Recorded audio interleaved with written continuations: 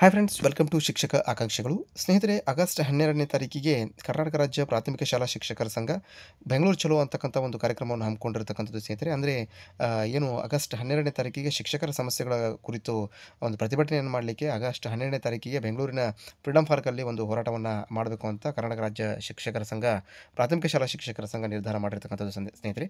ಈ ಒಂದು ಸಂದರ್ಭದಲ್ಲಿ ಶಾಲೆಗಳು ಯಾವುದೇ ಕಾರಣಕ್ಕೂ ಮುಚ್ಚಬಾರದು ಅಂತಕ್ಕಂಥ ನಿಟ್ಟಿನಲ್ಲಿ ಕರ್ನಾಟಕ ರಾಜ್ಯ ಶಿಕ್ಷಣ ಇಲಾಖೆ ಒಂದು ಜ್ಞಾಪನಾ ಪತ್ರವನ್ನು ಬಿಡುಗಡೆ ಮಾಡಿರ್ತಕ್ಕಂಥದ್ದು. ಈ ಜ್ಞಾಪನಾ ಪತ್ರದಲ್ಲಿ ಸ್ಪಷ್ಟವಾಗಿ ಅವರು ನಮೂದಿಸಿರ್ತಕ್ಕಂಥದ್ದು ಏನಂತಂದರೆ, 12/8/2024ರಂದು ಶಾಲೆಗಳನ್ನು ಮುಚ್ಚಿ ಮುಷ್ಕರದಲ್ಲಿ ಭಾಗವಹಿಸಲು ಮತ್ತು ಪಾಠ ಬೋಧನೆಗೆ ಅಡಚಣೆ ಉಂಟು ಮಾಡಲು ಅವಕಾಶ ಇರುವುದಿಲ್ಲ ಅಂತಕ್ಕಂಥ ಮಾಹಿತಿಯನ್ನು ಕೊಟ್ಟಿರ್ತಕ್ಕಂಥದ್ದು. ಜೊತೆಗೆ ಈ ಒಂದು ದಿನ ಅಂದರೆ 12/8/2024ನೇ ತಾರೀಕಿಗೆ ಪಾಠ ಪ್ರವಚನಗಳನ್ನು ನಡೆಸಬೇಕು. ಜೊತೆಗೆ ಶಾಲೆಗಳಿಗೆ ಅನಗತ್ಯವಾಗಿ ಗೈರುಹಾಜರಾಗಿ ಶಾಲೆಗಳನ್ನು ಬಂದ್ ಮಾಡುವಂತಹ ಯಾವುದೇ ಕೆಲಸಕ್ಕೂ ಶಿಕ್ಷಕರು ಕೈ ಹಾಕಬಾರ್ದು ಅಂತಕ್ಕಂತಹ ಮಾಹಿತಿಯನ್ನು ಕರ್ನಾಟಕ ರಾಜ್ಯ ಶಿಕ್ಷಣ ಇಲಾಖೆ ಬಿಡುಗಡೆ ಮಾಡಿರ್ತಕ್ಕಂಥದ್ದು.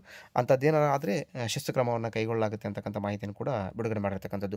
ಸೊ ಹಾಗಾಗಿ ಇಲ್ಲಿ ಸ್ಪಷ್ಟವಾಗಿರ್ತಕ್ಕಂಥ ಮಾಹಿತಿ ಏನಂತಂದರೆ, ಏನು ಸೋಮವಾರ ಅಂದರೆ ಆಗಸ್ಟ್ 12ನೇ ತಾರೀಕಿಗೆ ಶಾಲೆಗಳು ಬಂದ್ ಆಗೋದಿಲ್ಲ ಸ್ನೇಹಿತರೆ. ಶಾಲೆಗಳಲ್ಲಿರ್ತಕ್ಕಂಥ ಇನ್ನಿತರ ಏನು ಶಿಕ್ಷಕರಿದ್ದಾರೆ, ಪ್ರಾಥಮಿಕ ಶಾಲಾ ಶಿಕ್ಷಕರು ಮಾತ್ರ ಈ ಒಂದು ಮುಷ್ಕರದಲ್ಲಿ ಪಾಲ್ಗೊಳ್ತಾ ಇರುವಂಥದ್ದು.